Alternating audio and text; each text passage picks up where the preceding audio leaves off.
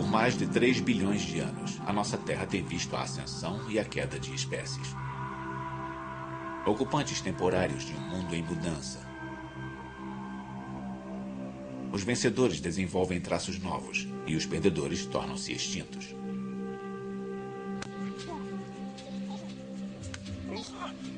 E então, há cerca de 5 milhões de anos, surgiu um animal cuja vida foi modelada pelo pensamento, bem como pelo instinto.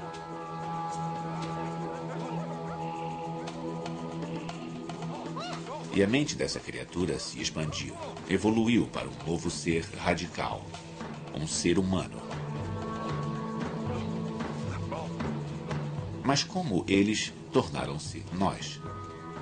Somente conhecendo-os, podemos conhecer verdadeiramente a nós mesmos e responder à pergunta mais importante de todas. Humanos. Quem somos nós? O nascimento da mente humana. Distribuição sinapse. Primeiro ato. Preparando o palco. Nós achamos que sabemos quem somos. Homo sapiens, a espécie mais inteligente e versátil da Terra. Muita coisa em nós é diferente dos outros animais. Nossa música, nosso movimento, nossas habilidades, nossas vozes e palavras. Somos espertos o bastante para viver em qualquer lugar do planeta Terra e até para sonhar com viagens a outros mundos.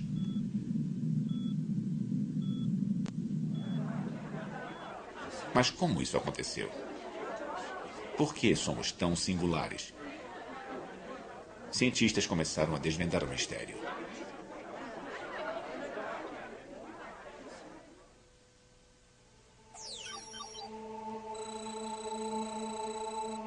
É uma história que começa na África, há mais de 3 milhões de anos.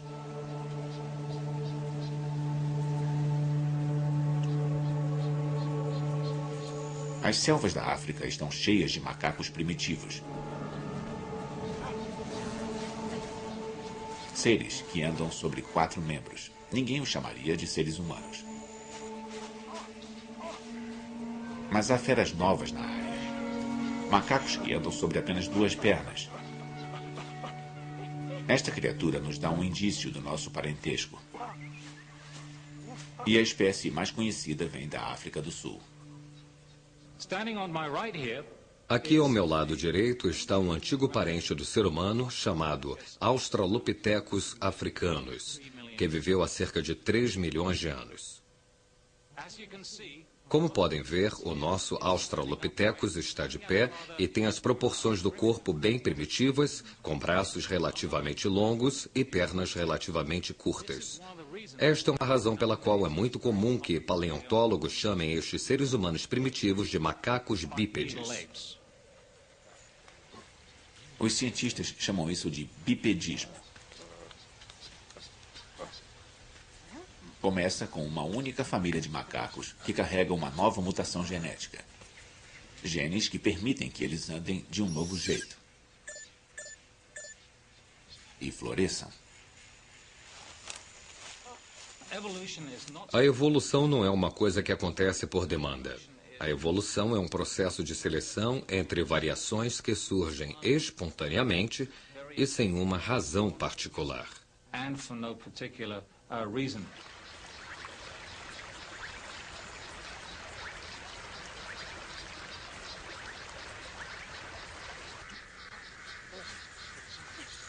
O andar em pé começa por acaso. Mas ficar em pé é melhor para sobreviver. Se torna uma vantagem. Os cientistas chamam isso de seleção natural. Mas por que andar em 2 pés ajuda tanto? A resposta pode estar no clima. Outrora, a África era um lugar muito diferente. Não havia o deserto do Saara, nem a planície do Serengeti. Apenas florestas densas. Um paraíso para quem vive em árvores. Mas há 5 milhões de anos começou uma era de resfriamento global. Uma era do gelo na Antártida. E as geleiras arrastaram-se para o norte, roubando umidade dos oceanos e das nuvens. A África seca. Aquelas selvas impenetráveis viram florestas, bosques e planícies. Mas esse desastre não impede os homens macacos. Longe disso.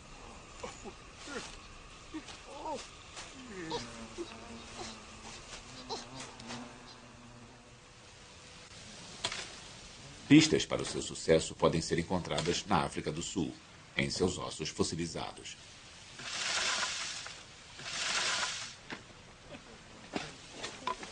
Lee Berger é um paleoantropólogo, um especialista dos macacos que viraram os primeiros ancestrais dos seres humanos.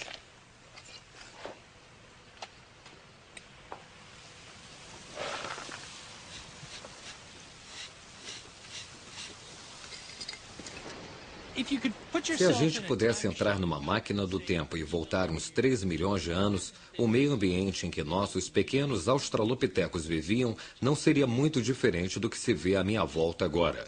Floresta partida, uma floresta mais densa, umas árvores muito grandes, mais arbustos muito densos e muita água no leito do rio. Nossos homens macacos passariam os dias se deslocando nesse meio ambiente, colhendo frutas das árvores, retirando coisas comestíveis do solo. Essa é a história da evolução humana. Adaptabilidade em muitos lugares diferentes.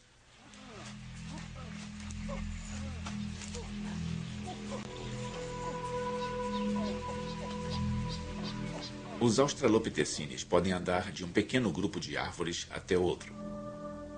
Eles são altos o bastante para ver o perigo por cima da vegetação. Estes esquisitos foram os sobreviventes. Mas a maior parte dos andarilhos, sobre 4 membros, não se adaptou. O encolhimento das florestas reduziu o seu suprimento de comida e os deixou expostos aos predadores velozes nos limites da floresta.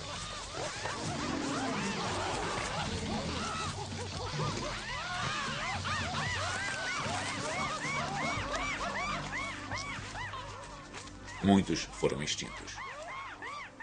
Os australopitecines tomaram florestas no leste e no sul da África.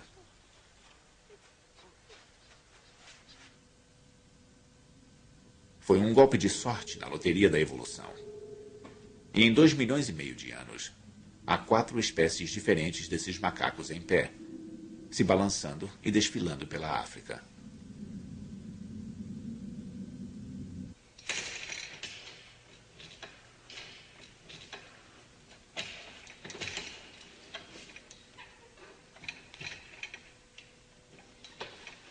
Nossos corpos detêm a mesma característica.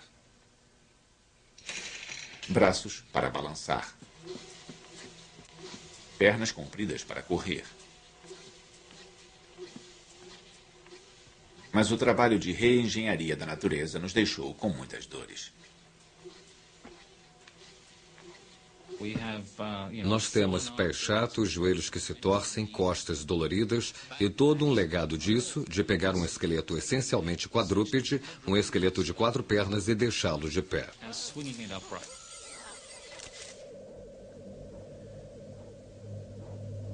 Sentimos dores, logo existimos. Mas um novo jeito de andar levou a um novo jeito de pensar?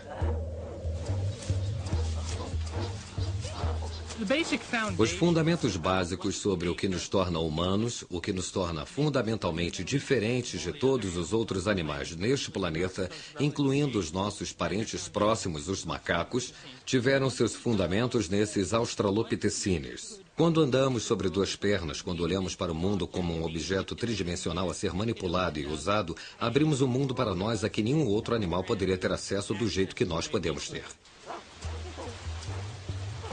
Ficando em pé em cima do capim, os homens macacos encontraram um mundo totalmente diferente de seu lar florestal. Mas eles perceberam isso? Seus cérebros não ficaram maiores. São do mesmo tamanho que o de um chimpanzé. Eles têm apenas 1/3 do tamanho do nosso. Mas às vezes, Tamanho não é tudo.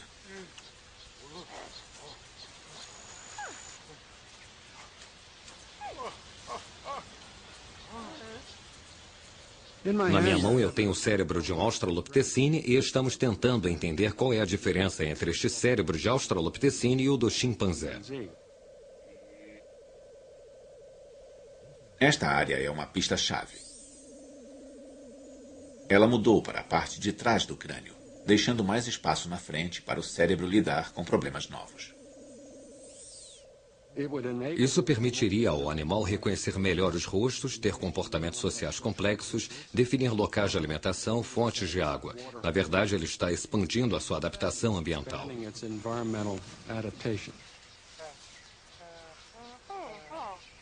As regras são claras e cruéis. Usar a inteligência para ir a campo e comer rápido antes que alguma coisa o coma. Eles deviam estar em perigo constante.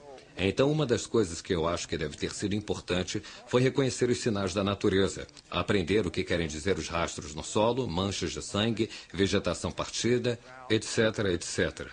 E isso parece ser uma coisa que os macacos pequenos e os grandes são totalmente cegos.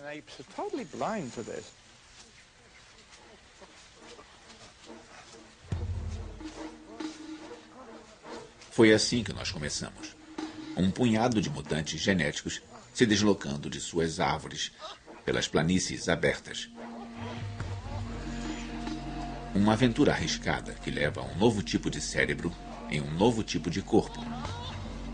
E isto é apenas o início da história humana.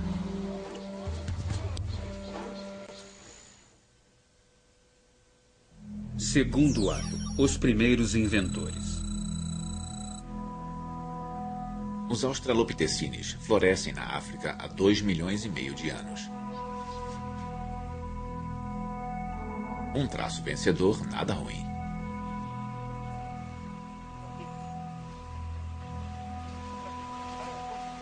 Mas então os homens macacos começam a morrer. E, de novo, eles podem culpar o clima.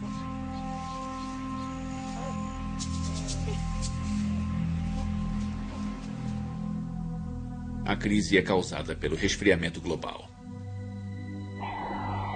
O Polo Norte congela pela primeira vez. Um novo ciclo de eras do gelo está começando.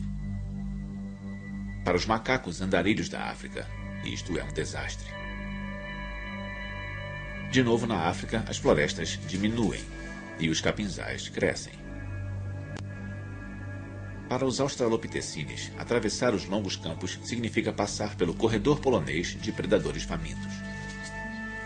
Eles precisam de comida, mas eles são a comida. O desafio é antigo. Evoluir ou morrer.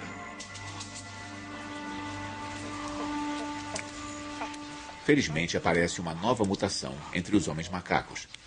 E surgem criaturas com dentes e presas imensas.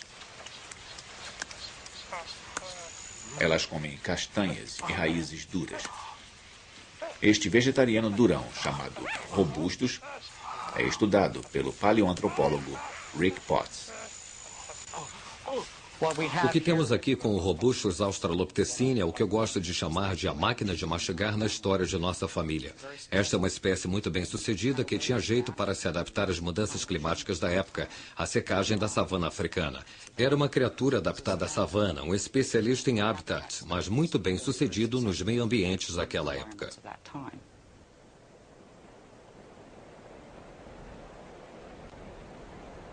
Eras do gelo fizeram da África uma montanha-russa de séculos secos e úmidos. Fica difícil a vida para os comedores de raízes quando as plantas morrem.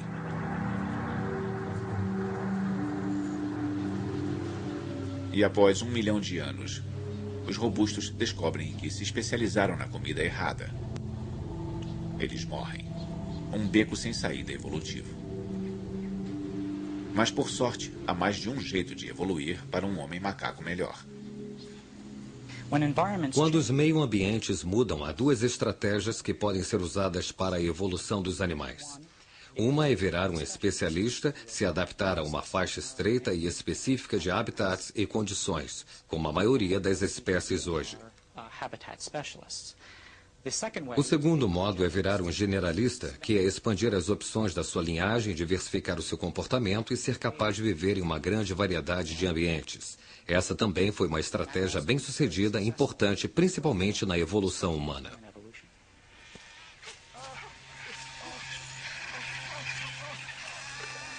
Ao mesmo tempo, uma outra espécie de Australopithecines está surgindo. Os generalistas, capazes de adicionar carne às suas refeições, seja fresca ou podre. Esta nova dieta transforma a África em um buffet aberto, chova ou faça sol. Comer carne muda tudo. Os carnívoros não precisam de quilômetros de intestinos para digerir plantas difíceis. Suas tripas encolheram e sua caixa torácica se apertou. É o nascimento da moderna linha da cintura. Este povo macaco está evoluindo para algo totalmente novo. Há muito mais proteína em um rato do que em uma raiz. Sobra o bastante para abastecer um aumento no tamanho do cérebro. Ele dobra. E o resultado é um ancestral humano que nós podemos reconhecer. O que temos aqui é o Homo erectus. É o que eu gosto de chamar de a máquina pensante na história da nossa família. Então temos a máquina de comer e a máquina de pensar. E podemos ver que sua cabeça dá muito menos ênfase em comer os alimentos difíceis da savana que estavam disponíveis na época e é mais propícia a desenvolver um cérebro grande.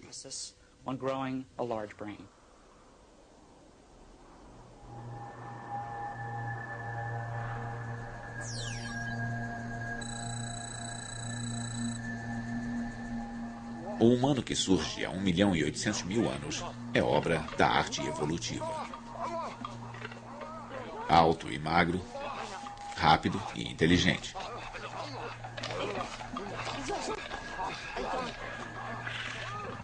Um carnívoro que apoia-se em ferramentas para devorar suas refeições e em suas pernas quando os predadores tentam devorá-lo, fugindo mais rápido do que qualquer ancestral macaco.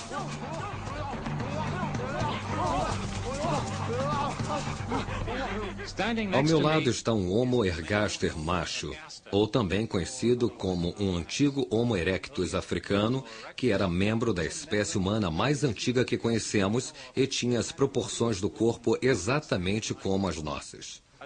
Eles tinham cérebros relativamente pequenos, com apenas metade do tamanho do nosso, mas um rosto reduzido e, em geral, pareciam muito mais conosco do que seus antecessores.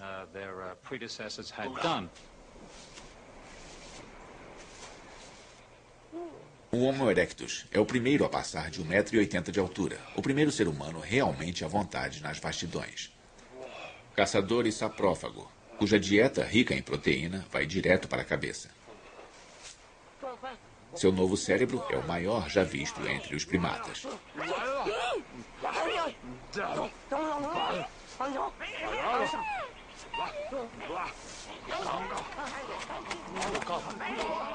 O Erectus ganha um cérebro grande por acaso, graças à sua dieta.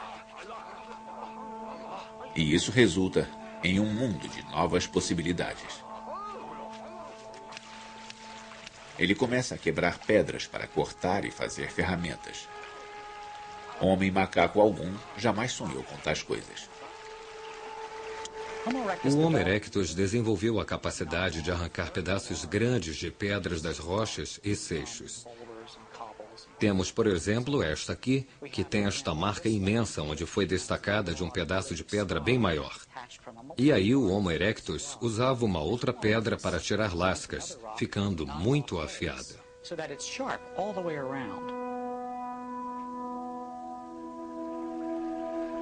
Este é o nascimento do homem tecnológico. Um ser que faz e usa ferramentas para estender seu alcance sobre o mundo. Com estas ferramentas de pedra, os primeiros humanos como o Homo erectus tinham a capacidade de fazer tudo o que os outros animais podiam fazer com os dentes.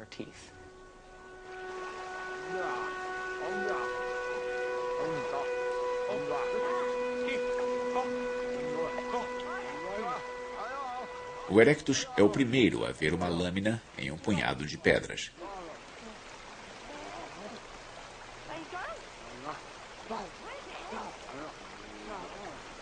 Para fazer essas ferramentas, o Erectus teve que entender como as rochas se quebram. Habilidades que se apoiam em um tipo especializado de inteligência humana totalmente novo, de acordo com o antropólogo Stephen Maiden.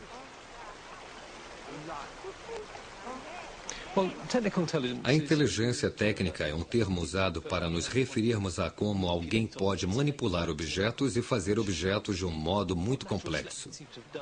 O que a seleção natural parece ter feito foi botar em nossas mentes um conhecimento intuitivo sobre física, cultura material, fabricação de artefatos.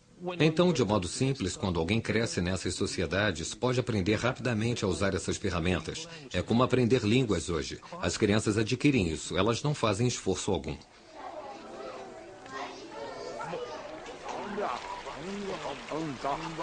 Podemos ver uma sombra de nós mesmos neste antigo prodígio das planícies africanas. Por exemplo, seus machados de mão parecem ter sido feitos por destros. Nenhum outro primata favorece uma das mãos em detrimento da outra. Na minha mão eu tenho o cérebro do Homo erectus. Esta é a parte frontal do cérebro. Esta é a parte traseira do cérebro. E além do seu óbvio tamanho maior, os dois hemisférios não são simétricos. Ou seja, o esquerdo na parte traseira é levemente maior e ele é levemente maior à direita na parte lateral.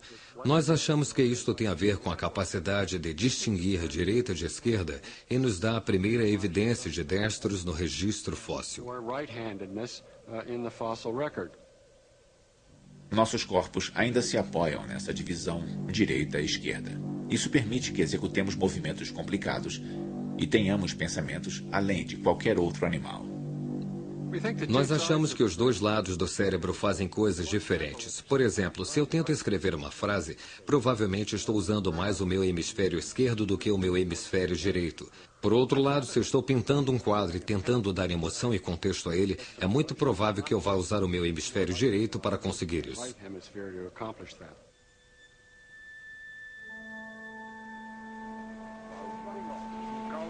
Um novo cérebro em um novo corpo. As primeiras partes da mente moderna estão surgindo.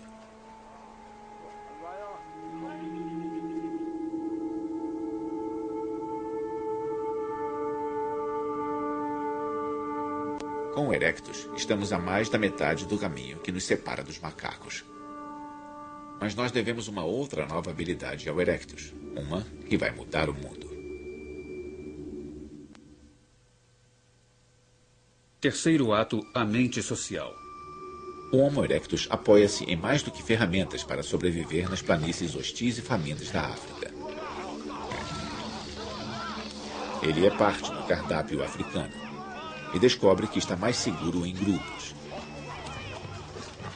Mas se aproveitar disso, requer um novo tipo de inteligência. Ter uma inteligência social, ser capaz de trabalhar com sucesso com outros, dar atenção aos problemas dos outros e aos seus sentimentos e suas emoções é muito importante para um grupo social bem-sucedido. A inteligência social é todo um pacote de habilidades mentais que permitem que alguém sobreviva e compita com sucesso dentro de um grupo.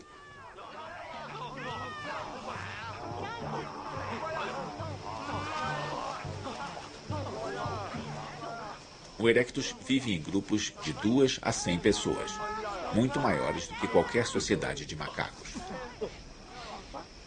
Para continuarem juntos, eles precisam se comunicar. Mas quanto de sua linguagem ele herda dos macacos?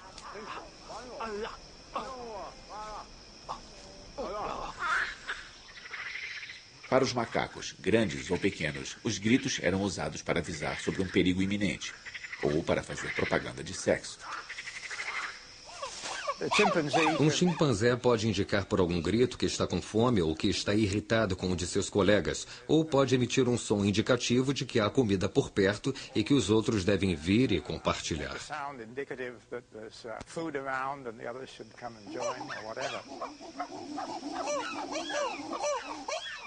Os chimpanzés não formam frases com seus sons, nem contam histórias.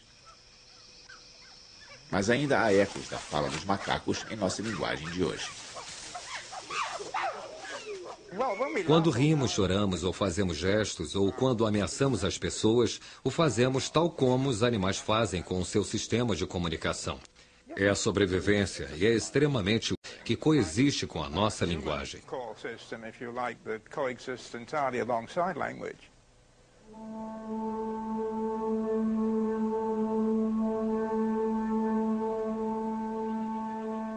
Enquanto grupos de Homo erectus vêm e vão, perambulando e se agrupando, eles evoluem para além da comunicação emocional, até a primeira linguagem humana primitiva.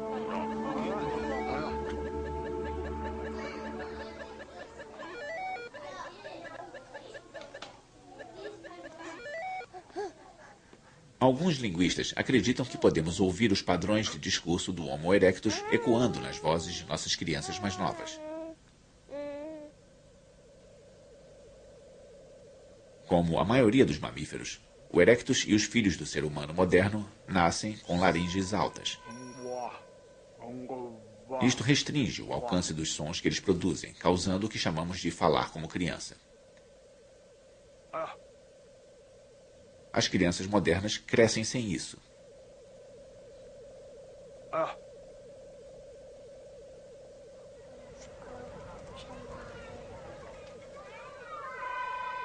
Aos 2 anos, a laringe de uma criança desce na garganta, abrindo espaço para os músculos que fazem a conversa de adulto. Mas para o erectus, o falar como criança pode ter durado uma vida. Mas sobre o que eles falavam? Quando vemos como usamos a linguagem hoje, a maior parte é fofoca. Falamos sobre relacionamentos sociais. Eu acho que há um bom argumento de que o nosso amor pela fofoca hoje é uma ressaca evolutiva e nos diz para o que a linguagem evoluiu originalmente. Esse elo com a conversa fiada é intrigante, mas o linguista Derek Bickerton acha que o Homo erectus tinha assuntos mais urgentes em mente. Eu sei que é uma escola de pensamento que alegava que a linguagem se desenvolveu para que os homens pudessem saber o que suas esposas estavam fazendo quando eles estavam fora caçando. Aí eles voltavam e suas mães diziam: "Ah, bem, enquanto você estava fora, sua esposa estava dormindo, etc, etc." É preciso muitas palavras para dizer isso. Não se pode dizer isso no nível básico.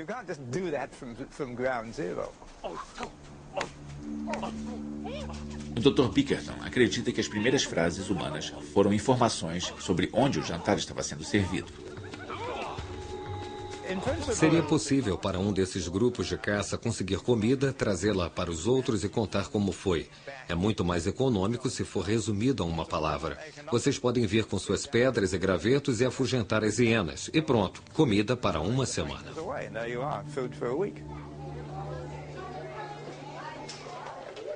Os linguistas chamam esta forma simples de discurso de protolinguagem. É bem provável que nos estágios iniciais do desenvolvimento da protolinguagem, o Homo erectus usasse o mesmo tipo de expressões de 2 palavras que as crianças muito jovens, as de menos de 2 anos, usam.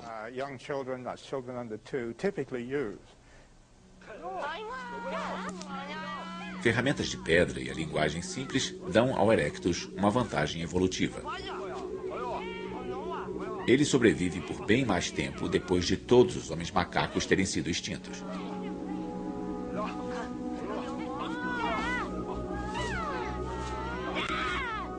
E há 1 milhão de anos, o erectus enfrenta a sua própria crise climática.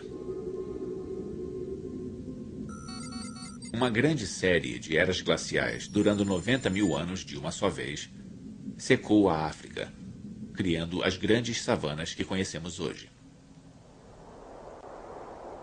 Mas há também décadas de clima de vapor úmido alternadas com a seca e o frio.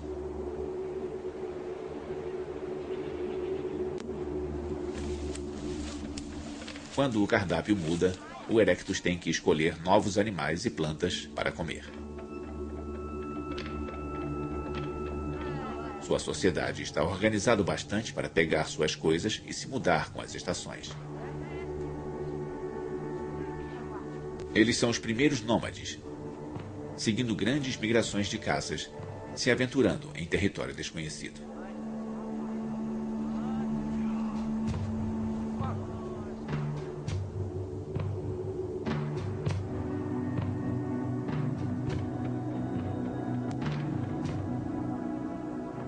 Século após século, alguns bandos pequenos foram para o norte, para fora da África e através da Ásia, movidos pela fome e pela curiosidade. É o nascimento do desejo de viajar.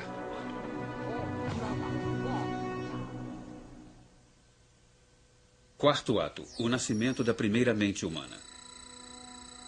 Há 800 mil anos, o Homo erectus se tornou o primeiro humano a entrar na Europa, chegando pela Espanha. Mas enquanto o Erectus se expande e explora, a evolução humana sofre uma parada.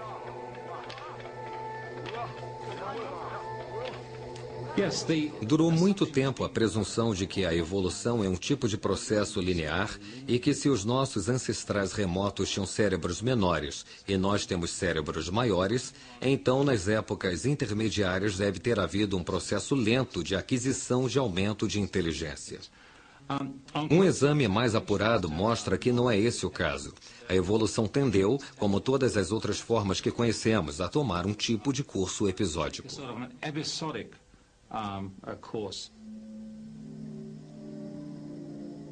Com um cérebro da metade do tamanho do nosso, o Erectus é capaz de falar e de perambular. Mas ele faz as mesmas ferramentas pelo incrível período de 1 milhão de anos. Hoje, a tecnologia muda a cada dia. Mas para o Erectus, a inovação é literalmente impensável.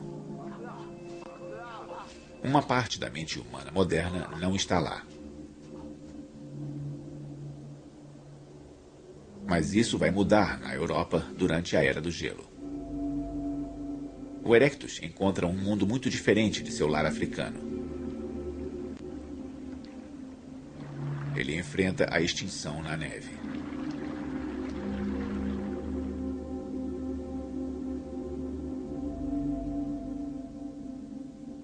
Mas aqui, a evolução entra em uma nova fase de criatividade.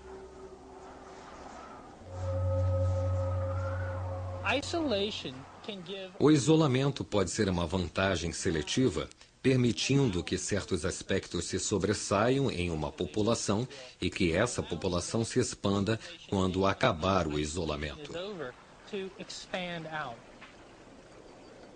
Há muito espaço na Europa para ficar isolado e para aparecerem novas raças de humanos. O tamanho do cérebro começa a crescer. Primeiro, há cerca de 500 mil anos, e depois, por volta de 200 mil anos atrás, um cérebro tão grande quanto o nosso, em uma criatura chamada de Neandertal.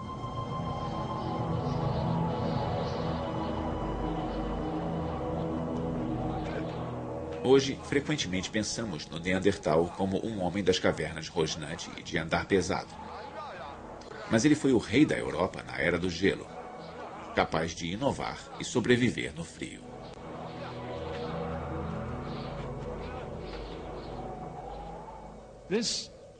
Este cavalheiro aqui à minha direita é o Neandertal. Como podem ver, ele é um pouco mais baixo do que eu, o que é muito típico dos Neandertais europeus do período, mas tinha uma estrutura corpórea essencialmente moderna, embora seus ossos fossem muito pesados e suas juntas bem rangentes.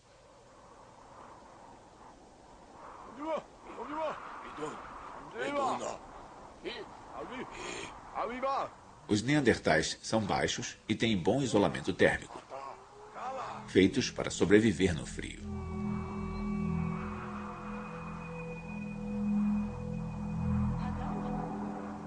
Mas eles precisam enfrentar mais do que só o frio.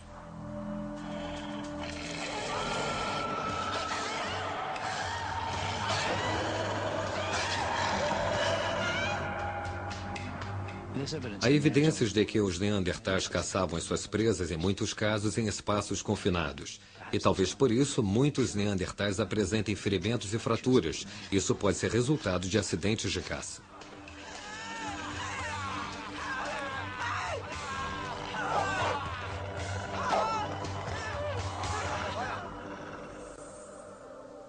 Mas como eles pensavam? Os esqueletos mostram muitas fraturas curadas, sugerindo que homens e mulheres com ferimentos terríveis podem ter sido mantidos vivos apesar de suas incapacidades. Evidências de que suas mentes eram capazes da compaixão.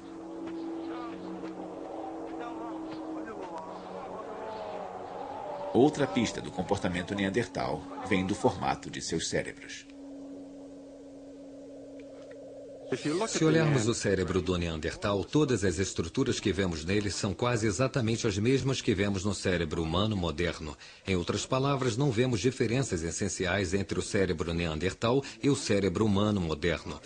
Portanto, alguns acham que os padrões de comportamento Neandertal eram exatamente como os do moderno Homo sapiens. Mas nem todos concordam. Alguns suspeitam de que o pensamento neandertal era muito diferente do nosso. Eles possuíam uma mente fragmentada, de acordo com Stephen Mythen. Acho que os neandertais tinham o que chamo de mentalidade de domínio específico. Eles tinham inteligências independentes que não eram totalmente ligadas. Para os neandertais, podia ser impossível fazer uma ferramenta e sonhar acordado ao mesmo tempo.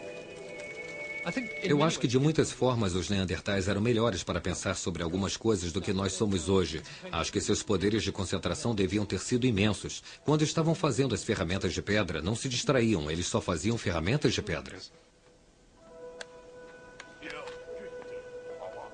Os neandertais viveram tão recentemente que muitos cientistas acreditavam que eles deviam ser nossos ancestrais diretos.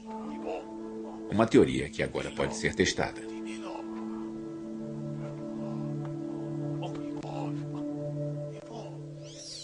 O DNA de humanos modernos e ossos de neandertais são comparados para identificar diferenças genéticas.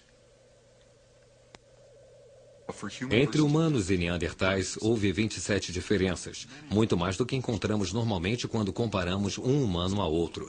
Isso demonstra que os neandertais e os humanos anatomicamente modernos são realmente muito distintos.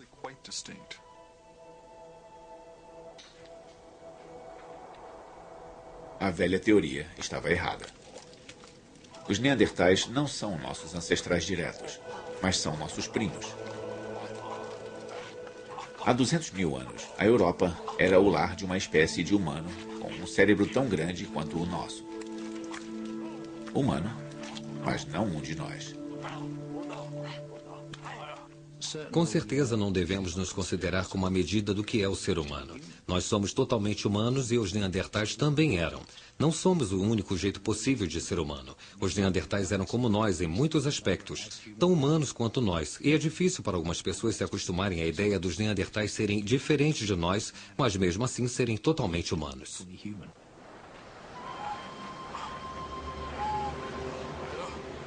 Então, de onde veio a nossa espécie e por que nós evoluímos?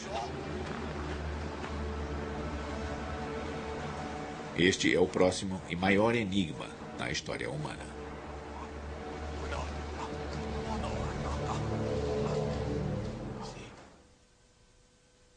Quinto ato, os primeiros seres humanos. Não é fácil achar os ossos do primeiro Homo sapiens.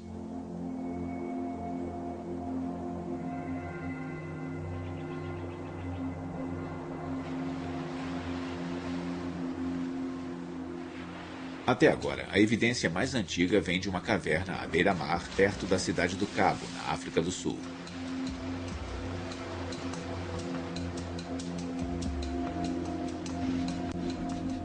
Os ossos têm 120 mil anos de idade. Hilary Deacon passou 15 anos estudando este sítio.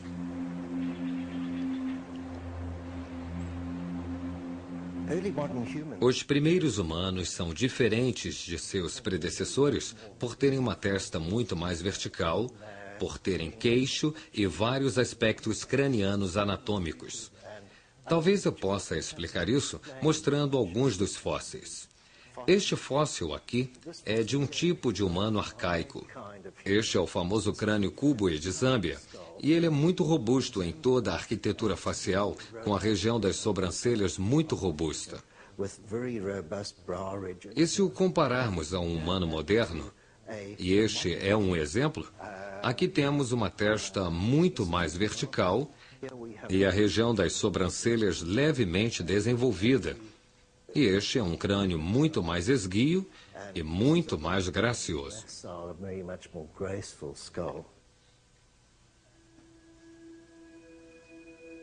Em fragmentos de ferramentas e ossos, os pesquisadores procuram pistas da estrutura da sociedade humana.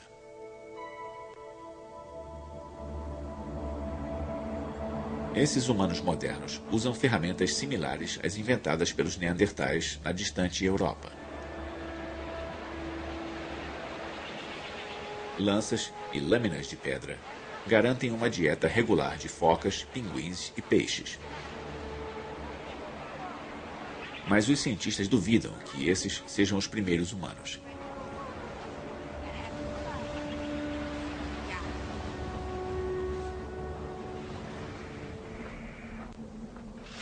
Até que ossos mais antigos sejam encontrados, o local de nascimento de nossa espécie é um mistério. Duas ideias surgiram. A primeira é chamada de teoria saído da África. Se for verdadeira, todos nós começamos aqui, em algum lugar das vastas planícies da África.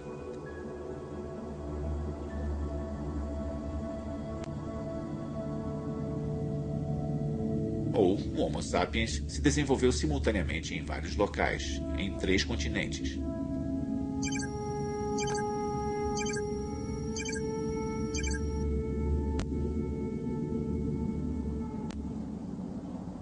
Por essa teoria, alguns neandertais na Europa evoluíram para formas modernas. Na Ásia, o Homo erectus também fez a transição para um cérebro maior.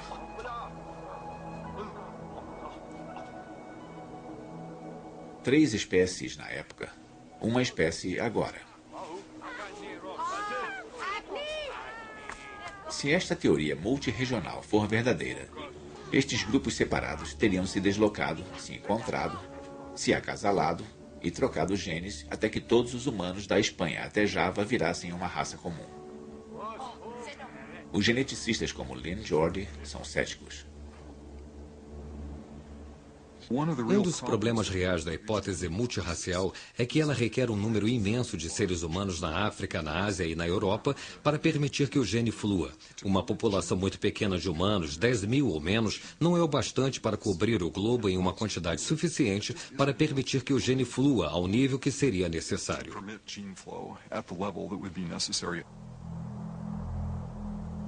O mundo era grande demais e nossos ancestrais estavam muito espalhados.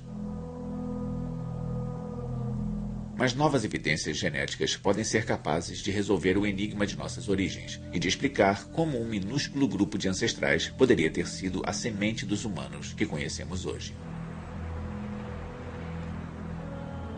Analisando o DNA de gente do mundo inteiro, os geneticistas podem calibrar um tipo de relógio evolutivo. Eles procuram mutações, mudanças aleatórias inofensivas em nosso DNA, que se acumulam com o tempo. Quanto mais antiga é uma raça, mais mutações ela deve conter. Os resultados são surpreendentes. Todos de fora da África têm um perfil genético muito similar, apesar das diferenças superficiais.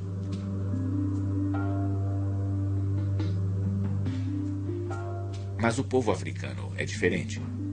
Seu DNA contém uma variedade muito maior de mutações. A diversidade africana é substancialmente maior, significativamente maior do que a diversidade de fora da África. Isso é o que se esperaria em uma população mais antiga, a população original dos anatomicamente modernos seres humanos. Esta pode ser uma evidência de que os seres humanos modernos se originaram naquela população africana mais antiga. Saber que todos viemos da África nos aproxima mais de descobrir os nossos Adão e Eva evolutivos. Mas deduzir onde a humanidade começou não explica como a humanidade começou. Para achar essa resposta, temos que voltar à África há 150 mil anos. Há uma espécie humana primitiva aqui, descendente do Homo erectus. Estes seres são nossos ancestrais diretos. Eles evoluíram porque encontraram sérios problemas.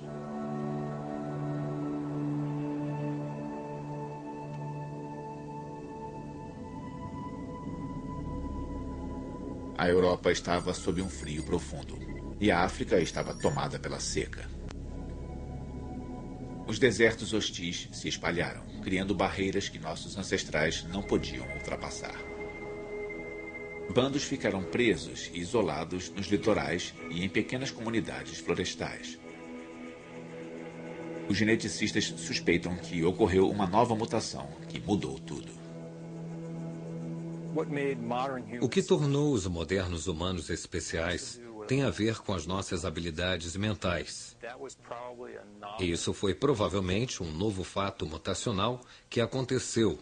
E aconteceu em um certo lugar e em um certo tempo. E aí, provavelmente, houve essa pequena mudança genética.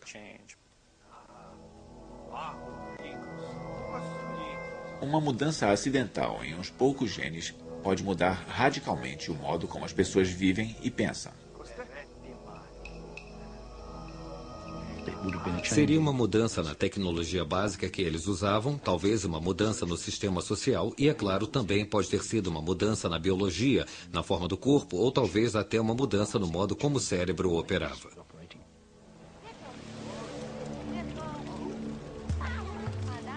Alguma coisa nova apareceu na Terra.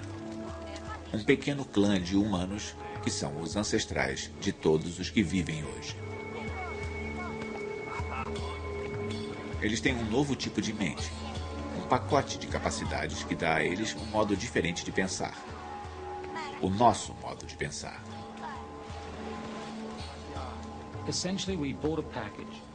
Essencialmente, nós compramos um pacote. Exatamente o que era esse pacote, nós não sabemos ao certo. Mas ele tem muitas dimensões que ainda estamos descobrindo. Hoje você pode falar em computadores, sinfonias e foguetes à lua, esse tipo de coisa. Amanhã pode haver outras coisas de que você poderá igualmente falar que ainda não inventamos. O que nós temos é uma capacidade e ainda estamos explorando os limites dessa capacidade.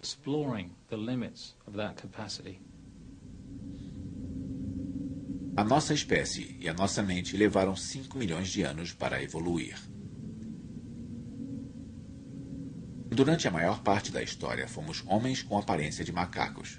Mas então, quase no último minuto, os primeiros humanos realmente inteligentes aparecem como neandertais e, um pouco depois, como nós mesmos. Os primeiros Homo sapiens são a mais jovem das espécies humanas. Mas eles não estão sozinhos. Na Europa, os neandertais continuam sua luta para sobreviver na Era do Gelo. Na Ásia, o Homo erectus ainda está se fortalecendo.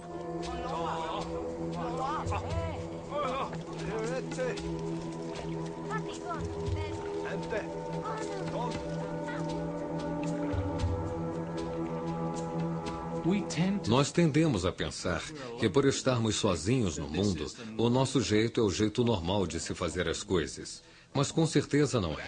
Se olharmos para trás, para os registros fósseis, descobrimos que há várias espécies dividindo o meio ambiente e, com certeza, dividindo o mundo umas com as outras. Não só uma espécie humana, mas várias. Logo, elas vão se unir em um confronto que vai decidir o destino da nossa espécie e transformar o mundo. Versão brasileira MG Studio.